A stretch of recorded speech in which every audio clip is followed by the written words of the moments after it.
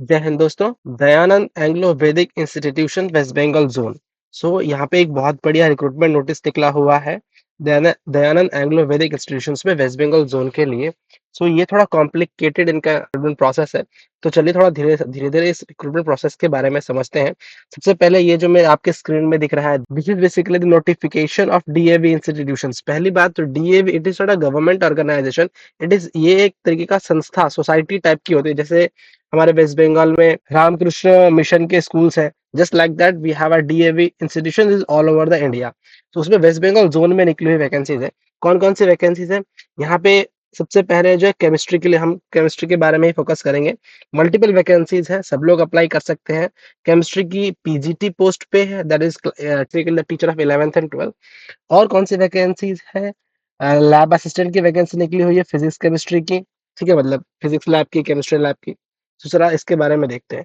PGT chemistry की जो recruitment vacancy है, तो क्वालिफिकेशन क्या होना चाहिए? You should be MSc chemistry, that is a post graduate, और आपका बीएड क्वालिफाई होना चाहिए आपको।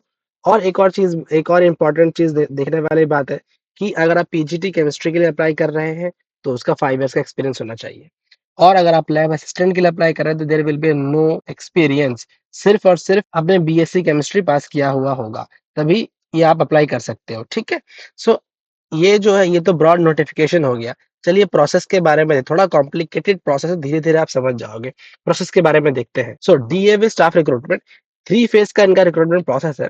जो फेज 1 होगा, दैट इज बेसिकली, ये लोग क्या बोल रहे हैं, ये लोग बोल रहे हैं सीबीटी 2025, मतलब कंप्यूटर बेस्ड टेस्ट 2025 के लिए सारा इनका प्रोसेस चल रहा है। फेज 1 में अक्टूबर 15 से लेकर नवंबर 5 तक, ये आप लोग अक्टूबर 15 से लेकर नवंबर 5 तक आप लोग को एप्लीकेशन करनी है। ठीक है।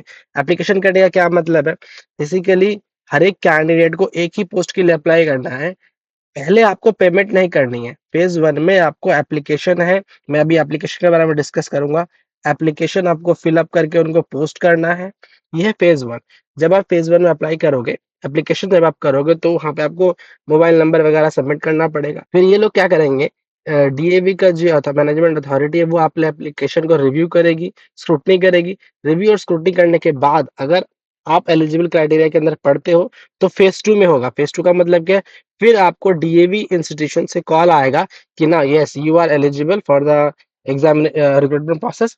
तो फिर आपको सीबीटी में बैठने के लिए, जो कि 20 नवंबर के बाद होगा, उसके लिए आप एलिजिबल हो जाओगे। क्या होगा, सीबीटी जो होगा जनवरी 2025 में होगा। 3 अक्टूबर से 5 नवंबर तक आपका एप्लीकेशन सेंड करनी है। 20 नवंबर के बाद आपको वहां से कॉल आएगा कि यू आर एलिजिबल। एलिजिबल होने के बाद आपको पेमेंट करनी है। पेमेंट करने के बाद ये जो आप प्रोसेस देख रहे हो ना, ये हम फेज 2 में अभी है। पेमेंट किया आपने, पेमेंट करने के बाद 2025 जनवरी में जो एग्जामिनेशंस होंगे, फिर आप उस सीबीटी एग्जाम में बैठ पाओगे।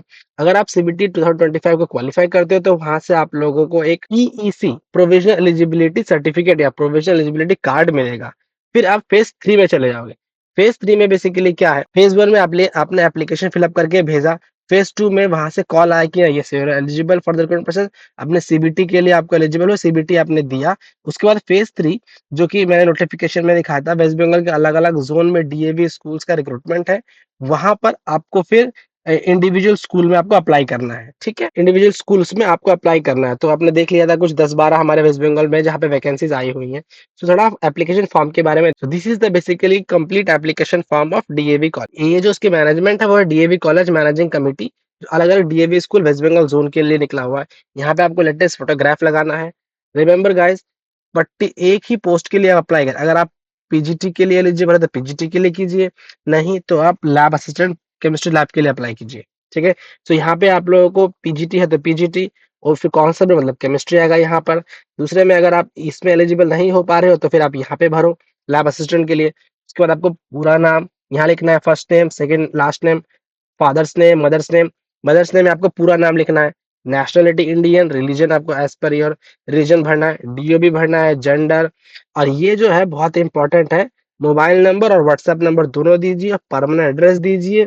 ठीक है। ईमेल आईडी, वेरी इंपॉर्टेंट, ये सब आपको फिलअप करना है। उसके बाद आपको कंप्यूटर का नॉलेज है तो आपको कंप्यूटर नॉलेज होना चाहिए। आप लैंग्वेज कौन कौन सी बोल पा रहे हो वो आपको यहाँ पे फिलअप करना है। फिर अगर आप डीएवी में ऑलरेडी काम कर रहे हो तो यस, नहीं तो नहीं। ठीक है? फिर आपको एक्सपीरियंस हमें फिल अप करना है। कौन से स्कूल में काम किया है, कौन से पोस्ट पे मतलब सब्जेक्ट क्या था, जॉइन कब किया, रिलीव कब हुए वहाँ से, एक्सपीरियंस कितना सैलरी लिया या स्टाइपेंड लिया, जो भी लिया उसे लिखना है।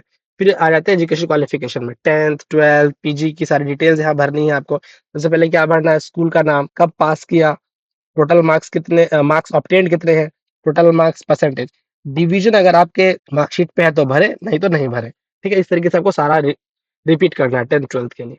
उसके बाद आप अगर आप पीजीटी केमिस्ट्री के लिए अप्लाई कर रहे हैं तब you should qualify the bachelor of education, तो उसका डिटेल्स आपको यहाँ पर भरना है, ठीक है? अगर आपने सीटेट, टेस्टेड पास किया हुआ तो आप भर दीजिए, अदरवाइज़ मत भरिए, ठीक है? अदरवाइज़ आप एनए नॉट एप्लीकेबल लिख दीजिए यहाँ पर आपने नहीं भर क्वालिफाई किया है तो।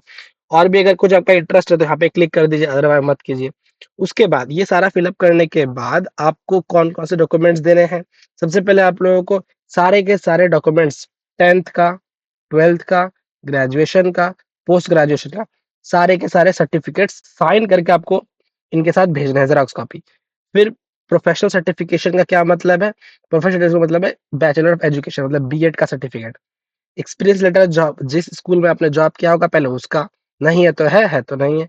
आधार कार्ड देना है, फोटोग्राफ्स 1 लगानी है, 2 भेजनी है, फिर डिक्लेरेशन, डिक्लेरेशन क्या है? ये है डिक्लेरेशन। डिक्लेरेशन में आपको क्या लिखना है कि जो भी चीज़ें आप भर रहे हो, वो करेक्ट है। इन एनी सिनेरियो अगर इनकरेक्ट होती है, तो आप रिक्रूटमेंट प्रोसेस डिस्क्वालीफाई कर दिए जाओगे। ठीक है? ये हो गया। अब ये सब भर के भेजना कहाँ है? सो आप लोगों को ध्यान रखो आप 5th नवंबर से पहले आपका कूरियर पहुँच जाना चाहिए। सो मैं रिकमेंड करूँगा आप स्पीड पोस्ट के थ्रू ही इसको भेजो। आपके नियर बाय जो भी स्कूल है, फॉर एग्ज़ाम्पल अगर आप मालदा के कैंडिडेट हो, तो बालूरघाट की तरफ आप भेज दो, मतलब दिनाजपुर में भेज दो। अदरवाइज़ यहाँ पे अलग-अलग 6 डिफरेंट स्कूल्स के हैं, आप कहीं पे भी इसको पोस्ट कर सकते हो, ठीक है? बालूरघाट में कर सकते हो, मिदनापुर में कर सकते हो, बाँकुड़ा में है, दुर्गापुर में है, पुरुलिया में है, आसनसोल में है। तो 6 स्कूल्स में इनका 6 स्कूल्स में पोस्ट आप कर सकते हो। तो आपको अगर कोई भी डाउट आता है, तो आप मुझसे पूछ सकते हो। फ्रेंड्स बने रहिए अर्षद शास्त्री के साथ। Thank you.